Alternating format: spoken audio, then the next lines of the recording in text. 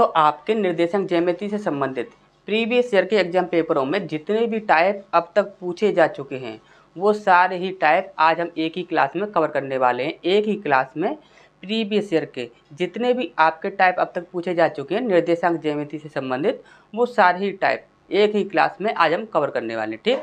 और निर्देशांक ज्यामिति से संबंधित जितनी भी आपकी थ्योरी थी वो सब पहले ही हम कंप्लीट कर चुके हैं, ठीक। तो स्टार्ट करते हैं। यहाँ पर सबसे पहला हमारा यहाँ पर प्रश्न है, यहाँ पर दिया हुआ है, ये पॉइंट आपका दिया हुआ है 3, -2, ये पॉइंट दिया हुआ है। इस पॉइंट में बोला गया है कोटि और भुज का मान क्या होगा, ठीक। तो हमने आपको पहले ही बताया था कि कोटि क्या होता है कि x अक्ष से मिलने वाली जो दूरी होती है उसे हम कोटि कहते हैं, और भुज क्या होता है जो आपका y अक्ष से मिलने वाली जो दूरी होती है उसे हम भुज कहते हैं। जैसे कि ये आपका हमें अच्छे से पता है कि जो कोई भी बिंदु होता है उसे हम मानते हैं ये x होता है और ये आपका y होता है, ठीक। अब यहाँ पर x से मिलने वाली जो दूरी होगी वो क्या कहलाएगी -2, यानी कि कोटि क्या हो जाएगा आपका, कोटि हो जाएगा आपका -2, ठीक। इसके बाद भुज की बात की जाए तो हमने भुज में आपको क्या बताया था कि y अक्ष से मिलने वाली दूरी, तो y अक्ष से मिलने वाली दूरी क्या होगी x होगी, यानी कि भुज क्या हो जाएगा आपका 3 हो जाएगा, ठीक।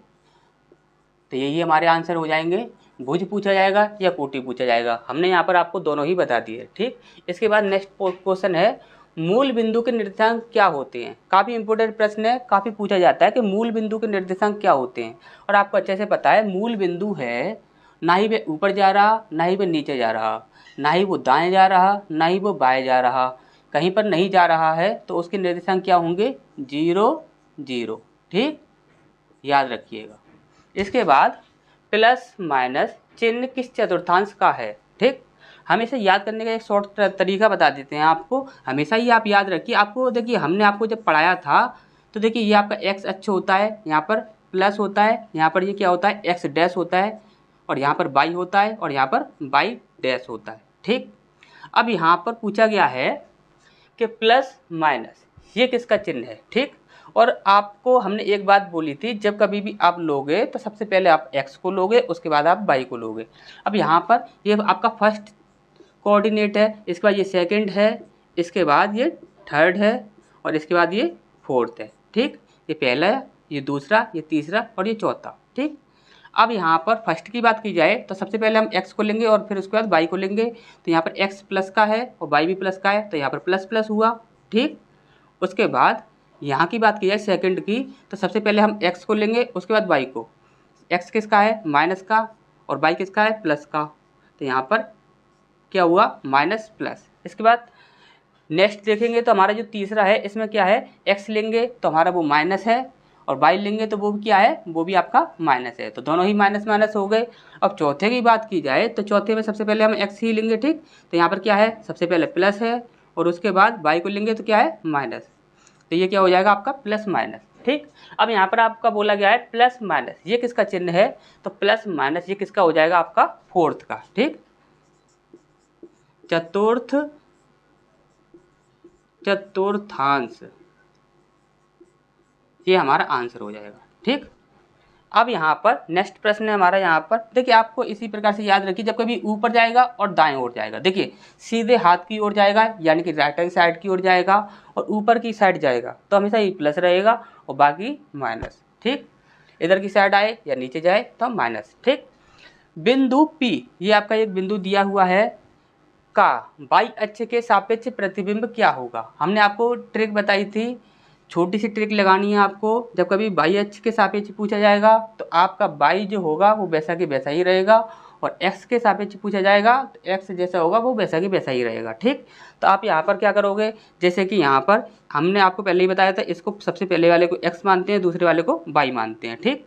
अब यहाँ पर y अक्ष के सापेक्ष पूछा जा रहा है तो y हमारा वैसा का वैसा ही रहेगा यानी कि -7, ठीक। अब यहाँ पर x क्या हो जाएगा, x ये आपका प्लस का है तो ये आपका -4 हो जाएगा, यही हमारा आंसर हो जाएगा, ठीक। अब यहाँ पर पूछा गया है पॉइंट आपका ये दिया हुआ है 6,8 का x अक्ष के सापेक्ष प्रतिबिंब क्या होगा, तो आपको पता है ये आपका x है और ये आपका y है, ठीक। अब यहाँ पर x अक्ष के सापेक्ष पूछा जा रहा है तो x जो होगा वो आपका वैसा कि वैसा ही रहेगा यानी कि 6 हम जैसा कि तैसा ही ले लेंगे और 8 जो होगा इसका साइन चेंज हो जाएगा तो ये क्या हो जाएगा -8, यहाँ पर प्लस का है तो यहाँ पर क्या हो जाएगा माइनस का। ये हमारा आंसर हो जाएगा। ठीक, तो नेक्स्ट क्वेश्चंस की ओर बढ़ते हैं। तो ये हमारे दो नए प्रश्न हैं, इन्हें देखते हैं। ये भी आपके प्रतिबिंब से संबंधित हैं। ठीक, जैसे कि यहाँ पर बोला गया है रेखा x बराबर -3 में बिंदु 3,4 का प्रतिबिंब क्या होगा।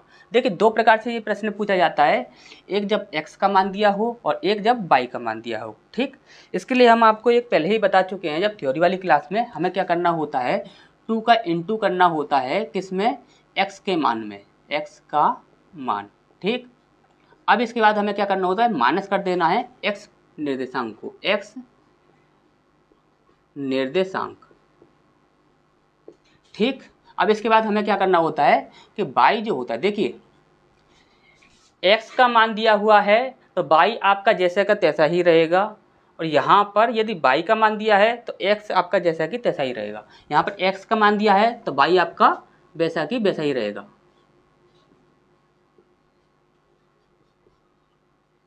ठीक, अब यहाँ पर हम देखेंगे, इसे सॉल्व करेंगे तो कैसे करेंगे, देखिए 2 इंटू ये क्या दिए हुए -3। ठीक, माइनस करेंगे, क्या करेंगे इस वाले को, क्योंकि हम इसे हम x मानते हैं और इसे हम क्या मानते हैं y, तो x को माइनस कर देंगे 3। अब यहाँ पर कॉमा y निर्देशांक क्या दिया हुआ है आपका 4, वो वैसा कि वैसा ही रहेगा। ठीक, 2 का इंटू किया हमने x के मान में, जो x का मान दिया हुआ है, ठीक है, इसमें हमने इंटू कर दिया। इसके बाद माइनस कर दिया किसको, इसको, जो आपका x निर्देशांक दिया हुआ है। ठीक, इसके बाद y जो होगा वो वैसा कि वैसा ही रहेगा। ठीक, यहाँ पर क्या करेंगे, 3 दूनी 6, 6 आपका माइनस का हो जाएगा। ठीक, और ये भी आपका -3 है, कॉमा 4, और 6 और 3 -9, कॉमा 4, यही हमारा आंसर हो जाएगा। ठीक, अब यहाँ पर जब y का मान दिया हो तो इसमें बस फॉर्मूले में थोड़ी सी चेंजिंग हो जाएगी। उसमें चेंजिंग क्या हो जाएगी कि जब y का मान दिया हुआ होगा तो आपका x निर्देशांक होगा वो जैसे का तैसा ही रहेगा। जैसे कि यहाँ पर रखा था हमने y निर्देशांक को, तो ऐसे ही हम यहाँ पर रखेंगे। यहाँ पर देखिए y का मान दिया है तो x निर्देशांक वैसा कि वैसा ही रहेगा, कॉमा अब क्या करेंगे 2 इंटू y का मान जो दिया हुआ है, y का मान के देखिए हम इसे डायरेक्ट कर देते हैं इसी की तरह। ठीक, तो यहाँ पर देखिए x निर्देशांक क्या दिया हुआ है, देखिए ये आपका x है और ये आपका y है, तो यहाँ पर x का मान कितना दिया हुआ है, ये दिया हुआ है आपका 2।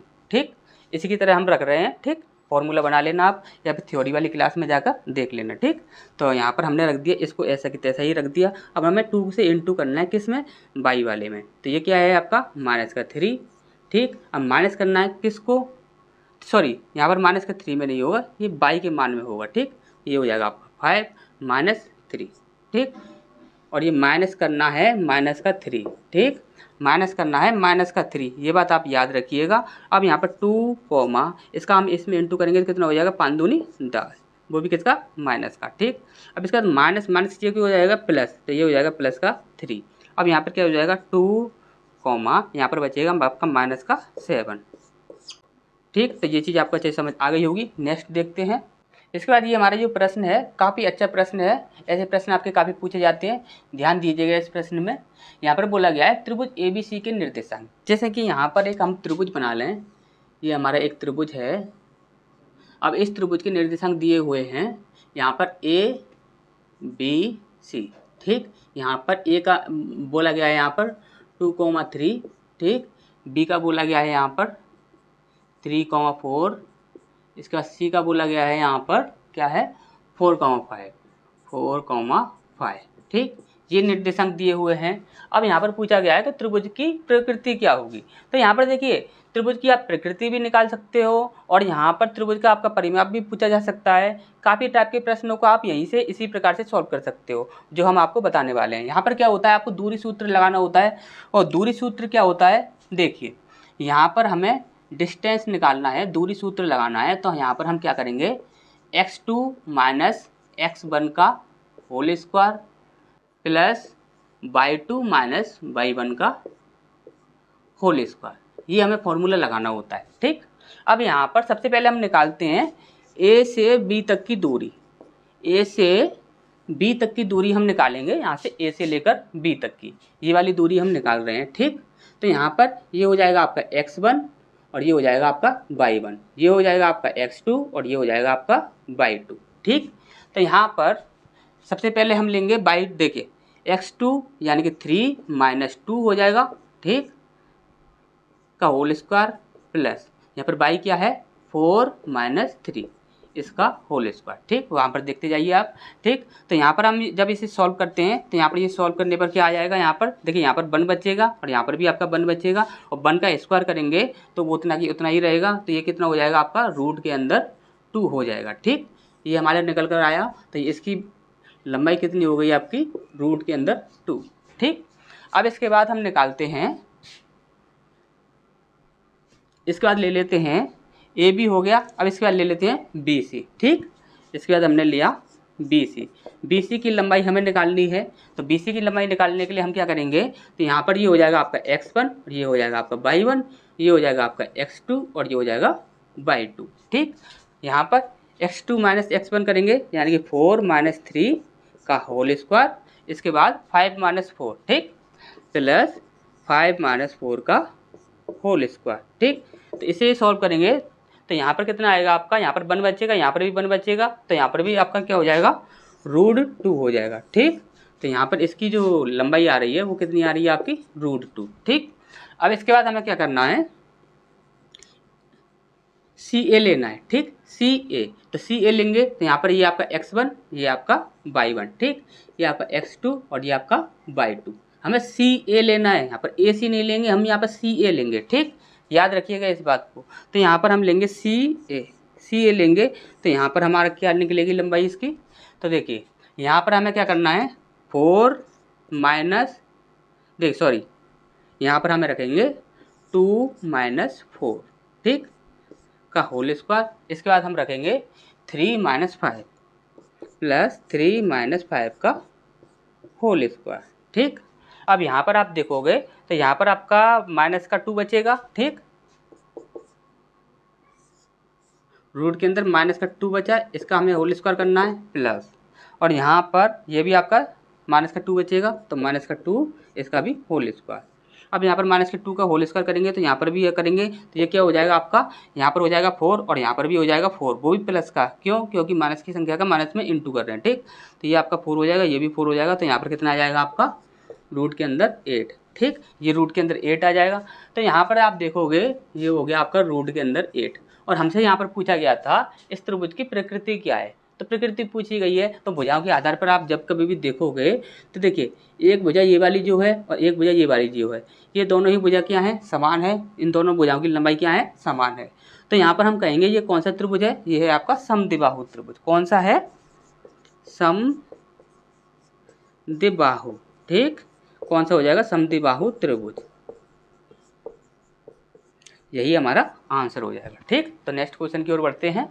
इसका ये हमारे नेक्स्ट प्रश्न है, इन्हें देखते हैं। देखिए मूल बिंदु, जब कभी भी आपको मूल बिंदु की बात की जाएगी, ध्यान से समझ लीजिएगा, जब कभी भी आपको मूल बिंदु की बात की जाएगी और कोई भी आपका एक प्रतिबिंब दिया, कोई भी आपका एक बिंदु दिया हुआ है जिसके निर्देशांक हैं और यहाँ पर प्रतिबिंब पूछा जा रहा है, तो आप हमेशा याद रखोगे जब कभी भी मूल बिंदु की बात की जाएगी तो जो भी आपका निर्देशांक दिया हुआ है उसमें आपको क्या करना है कि दोनों ही नंबरों के साइन चेंज कर देने हैं, दोनों ही नंबरों के साइन चेंज कर देने। ऐसा क्यों होता है ये हमने आपको थ्योरी वाली क्लास में बताया था और ये फिर से बता देते हैं।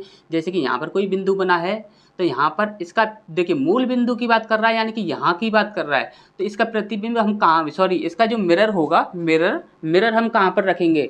यदि एक्स अक्ष की बात करता तो हम एक्स अक्ष पर रखते, यानी कि एक्स अक्ष होता है, ये एक्स डैश है, ये आपका वाई है, ये आपका वाई डैश है और ये आपका एक मूल बिंदु है। यदि वाई अक्ष के सापेक्ष बोला जाता तो हम यहाँ पर मिरर रखते, तो इसका प्रतिबिंब कहाँ पर बनता, इधर की साइड बन जाता। यदि एक्स अक्ष की बात करते तो इस बिंदु के एक्स अक्ष के सापेक्ष बोला जाएगा तो एक्स पर भी हम प्रतिबिंब रख देंगे, तो इसका प्रतिबिंब कहाँ पर रखेगा, बनेगा यहाँ पर, क्योंकि एक्स पर ही हमने मिरर रखा है। अब यहाँ पर मूल बिंदु की बात की जाएगी तो सीधा ही मूल बिंदु पर ही हम क्या करेंगे, मिरर रखेंगे, तो इसका प्रतिबिंब कहाँ बनेगा, यहाँ पर है तो यहाँ का क्या बनेगा, इधर की साइड बनेगा। तो यहाँ पर दोनों का ही साइन चेंज हो जाता है, तो हमेशा ही याद रखिए यहाँ पर ये आपका प्लस का 3 है तो ये आपका माइनस का 3 हो जाएगा, और ये आपका माइनस का 7 है तो ये आपका प्लस का 7 हो जाएगा। दोनों ही नंबरों के साइन चेंज कर देने हैं आपको, ठीक।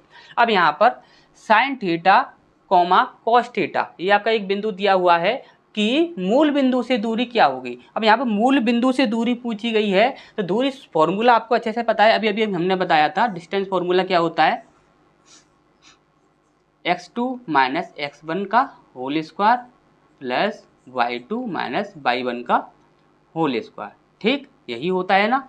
अब यहाँ पर आप ध्यान से देखिएगा, यहाँ पर साइन थीटा और कॉस थीटा की बात की जा रही है और मूल बिंदु भी बोला गया है। यहाँ पर क्या बोला गया है, मूल बिंदु से दूरी पूछी गई है। तो मूल बिंदु के निर्देशांक क्या होते हैं आपके, 0 0 होते हैं। ठीक, और यहाँ पर ये क्या है आपका साइन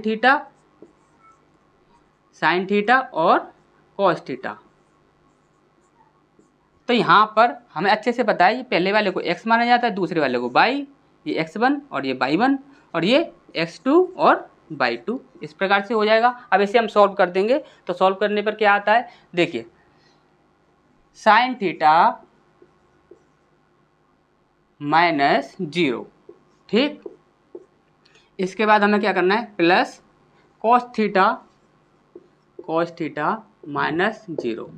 ठीक, इसका होल स्क्वायर और ये सब किसके अंदर, रूट के अंदर। डिस्टेंस हमें निकालना है। ठीक, अब यहाँ पर क्या करेंगे, 0 आपका माइनस हो जाएगा यहाँ से, तो क्या हो जाएगा आपका, ये हो जाएगा आपका साइन स्क्वायर थीटा और ये हो जाएगा आपका कॉस स्क्वायर थीटा।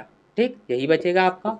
जब ये बचेगा तो आपको अच्छे से पता है sine square theta plus cos square theta बराबर क्या होता है, तो sine square theta plus cos square theta हमेशा 1 होता है। ठीक, तो इसका मान हमेशा ही क्या होता है, 1 होता है। तो रूट के अंदर 1, ये हमारा आंसर हो जाएगा। ठीक, रूट के अंदर 1। ठीक, इसके बाद नेक्स्ट पॉइंट है, यहाँ पर ये बिंदु दिया गया है P बराबर इतना और Q बराबर इतना के बीच की दूरी क्या होगी। इन दोनों के बीच की दूरी निकालनी है, यानी कि डिस्टेंस फार्मूला लगाना है। तो डिस्टेंस फार्मूला लगाते हैं हम, कैसे लगाते हैं, ये आपका हो जाएगा x1, ये हो जाएगा आपका y1, ये हो जाएगा x2 और ये हो जाएगा y2। ठीक, तो x2 माइनस x1 यानी कि 3 माइनस 4 का होल स्क्वायर प्लस 7 माइनस 6 का होल स्क्वायर। ठीक, रूट के अंदर डाला।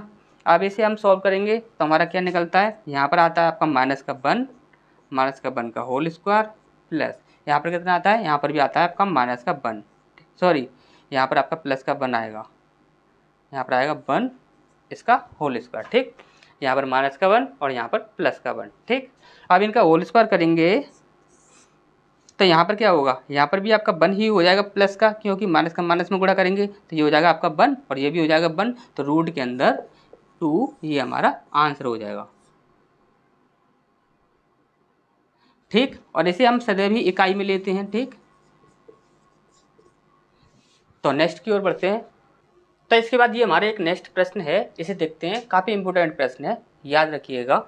जैसे कि यहाँ पर बोला गया है त्रिभुज PQR के निर्देशांक क्रमशः इतना इतना और इतना है, त्रिभुज PQR के केंद्र के निर्देशांक क्या होंगे। जैसे कि यहाँ पर ये हमारा एक त्रिभुज है और इस त्रिभुज में जैसे कि P, Q और R, इसके जो निर्देशांक हैं ये क्या दिए हुए हैं, 3, 4 माइनस का 4, 3, -4 और यहाँ पर 4, 7। ठीक, और इसके बाद दिया हुआ है -5, 2।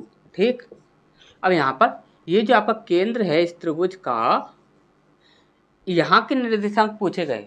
तो यहाँ के निर्देशांक कैसे निकालते हैं, बहुत ही ज़्यादा इजी है, हमने आपको पहले ही बताया था। देखिए सबसे पहली बात तो ये आपका x1 और ये आपका y1, ये आपका x2 और ये आपका y2, ये आपका x3 और ये आपका y3, इस प्रकार से ये हो जाएगा। ठीक, और हमने आपको बताया था x कैसे निकालना है, x1 plus y1 plus x1 plus x2 plus x3, ठीक, अपॉन 3।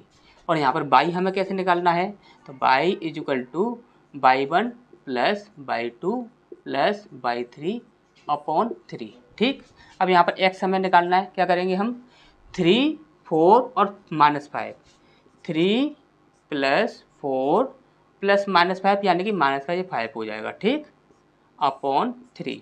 अब यहाँ पर y हमें निकालना है, तो कैसे निकालेंगे, -4 प्लस 7 प्लस 2। ठीक, यही है।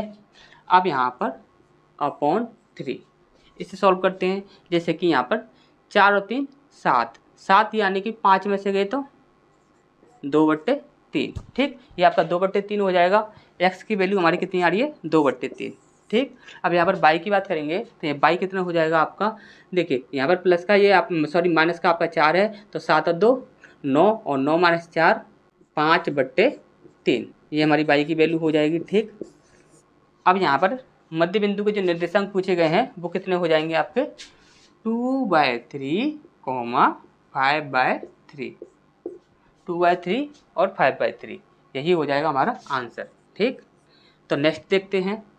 तो इसके बाद नेक्स्ट प्रश्न है हमारा यहाँ पर बोला गया है दो बिंदुओं 2,4 और 3,6 से होकर जाने वाली रेखा का समीकरण क्या होगा। और रेखा के समीकरण का फॉर्मूला क्या होता है, y - y1 =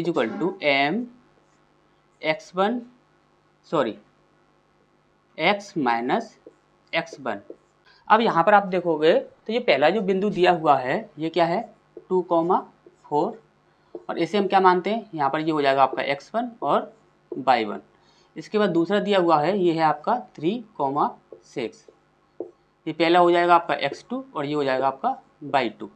अब यहाँ पर आप देखोगे तो ये जो रेखा का समीकरण है ये m के लिए हमने आपको एक फॉर्मूला बताया था।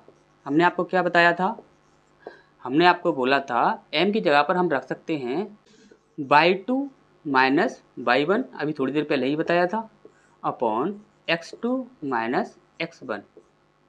ठीक, अब यहाँ पर इंटू हो जाएगा, किसके साथ हो जाएगा x1 यहाँ पर आएगा। ठीक, अब यहाँ पर आप देखोगे तो y - y1 की वैल्यू कितनी है यहाँ पर हमारी 4 है। ठीक, ये हो जाएगा आपका 4 = y2 - y1। ठीक, तो y2 - y1 करेंगे तो हमारा कितना बचता है 2 बचता है, तो 2/, यहाँ पर x2 - x1 करेंगे तो x2 - x1, तो यहाँ पर हमारा बचता है 1 बचता है, तो हमारा 2 ही रहेगा, तो यहाँ पर इसे ले लेते हैं, ये है हमारा x और ये माइनस करना है, x1 की वैल्यू कितनी है हमारी 2। ठीक, x1 की 2 वैल्यू है। अब यहाँ पर y - 4 = 2 से इसमें इंटू करेंगे तो ये हो जाएगा आपका 2x - 2 दूनी 4। ठीक, तो यहाँ पर आप देखोगे तो 2x, ये y उधर चला जाएगा तो ये माइनस का हो जाएगा, = यहाँ पर ये जो 4 है ये इधर जाकर प्लस का हो जाएगा और ये 4 माइनस का ही है। ठीक, अब यहाँ पर 4 में से 4 माइनस करेंगे तो क्या हो जाएगा 2x - y = 0, इतना हो जाएगा, और इसी को हम क्या कहेंगे तो यही हमारा क्या है आंसर है। ठीक, तो समझ आ गया होगा। नेक्स्ट की ओर बढ़ते हैं। तो इसका नेक्स्ट प्रश्न है हमारा यहाँ पर त्रिभुज के तीनों शीर्षों के निर्देशांक दिए गए हैं और त्रिभुज का हमसे यहाँ पर क्षेत्रफल पूछा गया है। काफ़ी इंपॉर्टेंट प्रश्न है। यहाँ पर कोई प्रश्न पूछा जाए या नहीं पूछा जाए, आपका ये प्रश्न आपका ज़्यादातर पूछा जाता है। ठीक, त्रिभुज का क्षेत्रफल क्या होगा या फिर चतुर्भुज का क्षेत्रफल क्या होगा। ठीक, तो यहाँ पर हमेशा ही आप एक बात याद रखिएगा, इसे सॉल्व करने के लिए 3 तरीके बताए थे हमने आपको।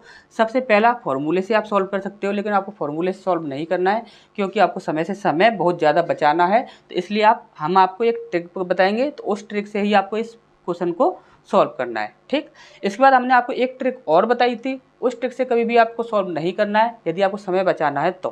क्यों? क्योंकि उस ट्रिक से किसी त्रिभुज का या चतुर्भुज का क्षेत्रफल बिल्कुल सही निकल जाता है और किसी का नहीं निकल पाता है। ठीक, तो उस ट्रिक का आप यूज नहीं करोगे। यदि वो ट्रिक आपको देखनी है, हमने जो त्रिभुज से संबंधित जो क्वेश्चंस वाली जो क्लासेस में जो क्वेश्चंस कराए थे उसमें भी हमने आपको ये ट्रिक बता रखी थी। ठीक, और यहाँ पर आप निर्देशांक ज्यामिति वाली क्लास देखोगे तो उसमें भी आपको ये चीज़ मिल जाएगी। ठीक, तो उसे आपको यूज नहीं करना है, हम यहाँ पर सिर्फ एक ही ट्रिक बताएंगे, सिर्फ उसी को आपको यूज करना है। ठीक, तो सबसे पहले आपको क्या करना है, ये जो तीनों निर्देशांक दिए हुए हैं इन तीनों निर्देशांकों को भिन्नों के रूप में चेंज कर लेना है। तो ये 3 4 है ना, तो इसे -3/4 इस प्रकार से लिख लिया, और यहाँ पर है 6,8 तो 6/8।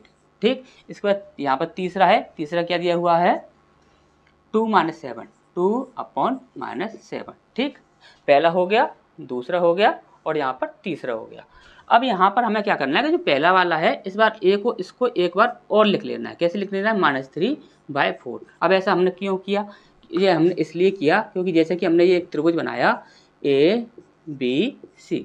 अब यहाँ से हम यहाँ पर आए, ए से बी तक आ गए, फिर इसके बाद बी से लेकर सी तक गए, तो यहाँ पर ए बी सी ये पूरा त्रिभुज हो गया? बिल्कुल नहीं हुआ। हम यहाँ पर ए से लेकर बी तक जाएंगे, बी से सी तक जाएंगे, सी से फिर ए पर जाएंगे, तब जाकर हमारा त्रिभुज कंप्लीट होगा। ठीक, तो ये चीज़ समझ आ गई होगी। अब यहाँ पर आपको क्या करना है कि सबसे पहले ऊपर वाली संख्याओं से नीचे वाली संख्याओं में इंटू कर देना है। ठीक, तो 8 × 24, ये माइनस का 24 हो जाएगा। ठीक, इसके बाद 7 × 42, ये माइनस का 42 हो गया। इसके बाद 4 दूनी 8, ये प्लस का 8 हो गया। ठीक, अब यहाँ पर हमें क्या करना है, इसे हमें माइनस करना है। माइनस करना है, किसके साथ माइनस करना है? अब आप नीचे की संख्याओं से ऊपर वाली संख्याओं में इंटू करते जाइए। ठीक, जैसे हम बता रहे हैं सिर्फ वैसे ही कीजिएगा। ठीक, 6 चौक 24, यहाँ पर 24 आ गया। इसके बाद यहाँ पर है 8 दूनी 16, तो यहाँ पर प्लस का 16।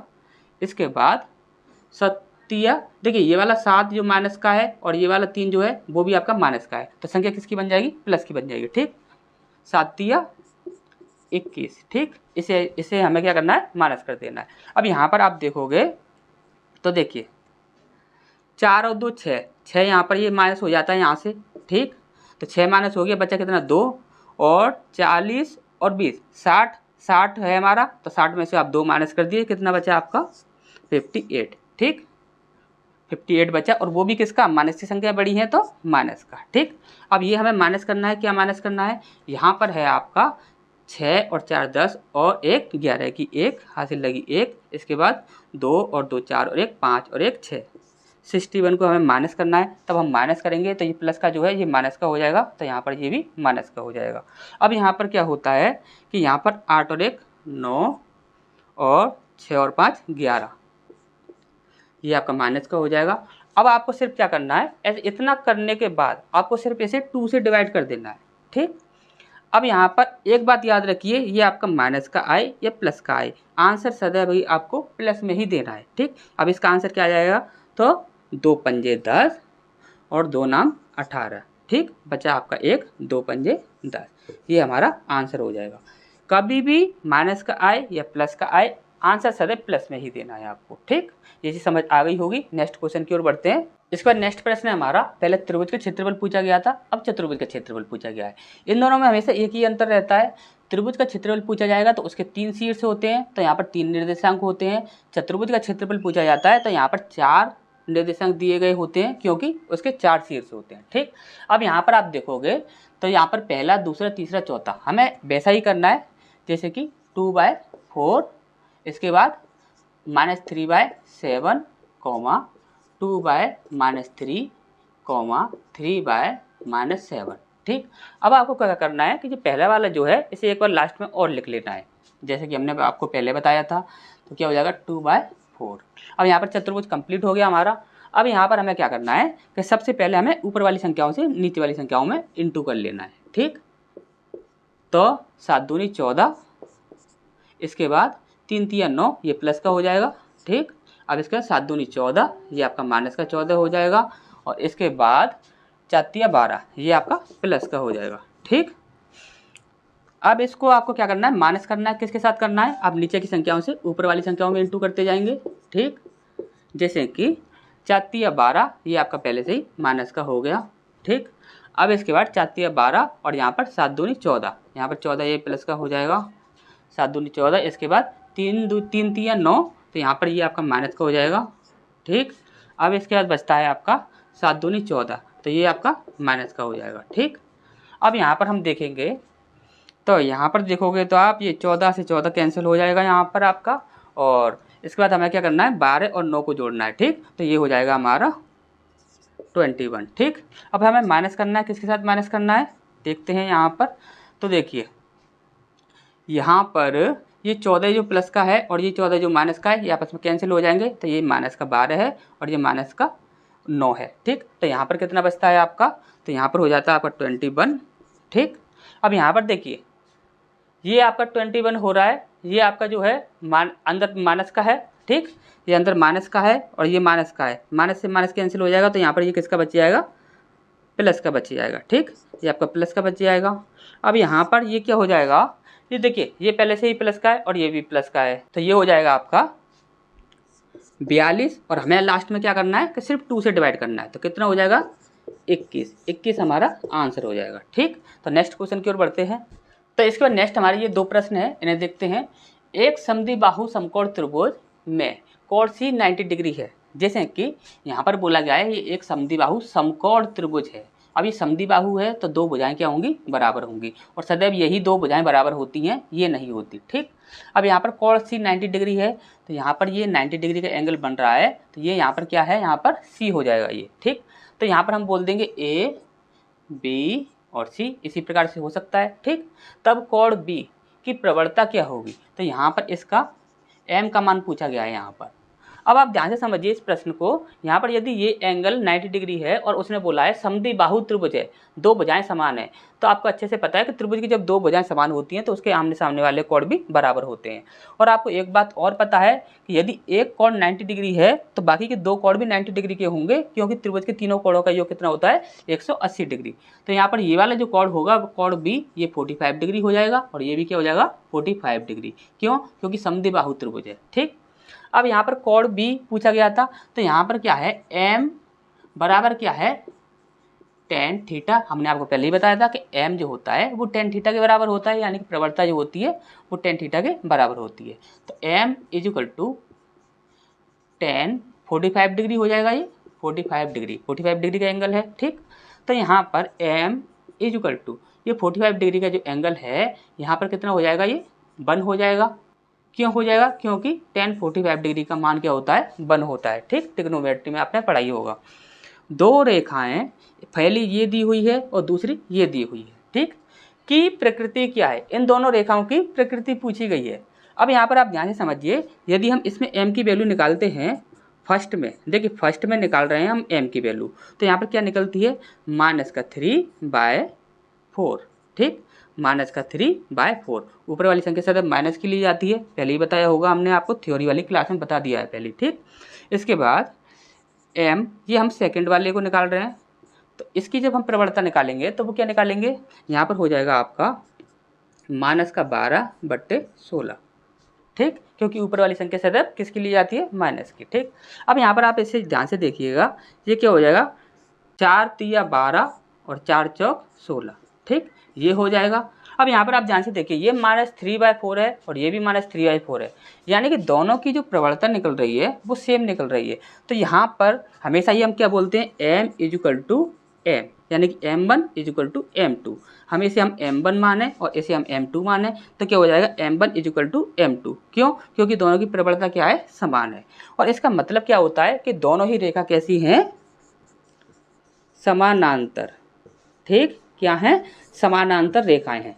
तो प्रकृति पूछी जाएगी तो हमेशा ही क्या होंगी, वो समानांतर होंगी, यदि उन दोनों के मान जो हैं वो सदैव समान आ रहे हैं, प्रवणता। ठीक, तो नेक्स्ट क्वेश्चन को देखते हैं।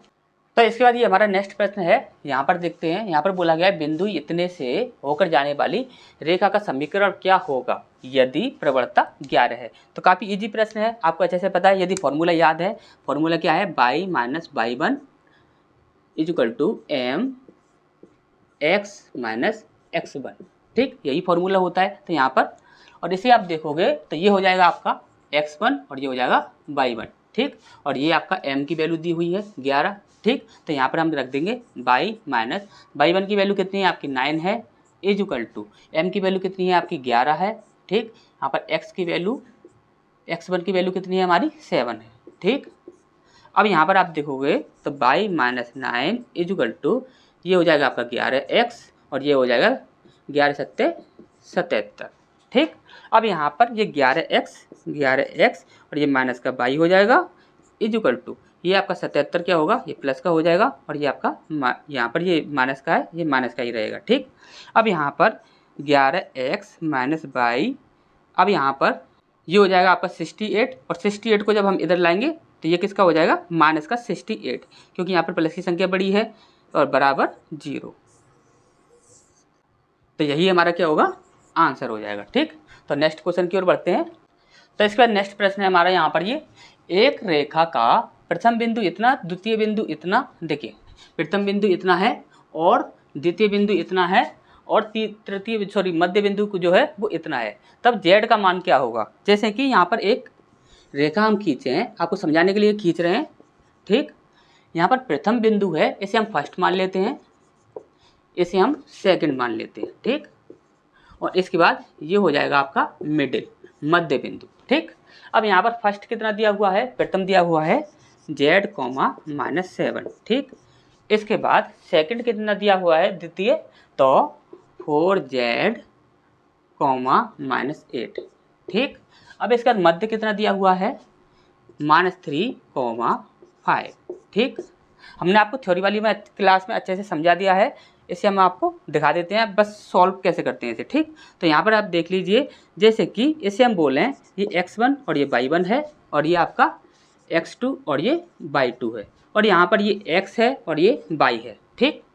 अब मध्य बिंदु जब कभी भी हमें निकालना होता है, जैसे कि आपसे बोला जाए कि 8, यहाँ पर 2 और 8 ये दो संख्या दे दी जाए, ठीक। तो आपने अच्छे से पढ़ा है नंबर सिस्टम में, इन दोनों का मध्य बिंदु क्या होगा, या फिर इन दोनों का बीच का जो मध्य नंबर जो होगा वो कितना होगा। तो 8 और 2 10/2, 10/2 करेंगे तो कितना हो जाएगा आपका 5, 5 ही निकलेगा। देखिए 2, 3, 4, 5, 6, 7, 8, ठीक।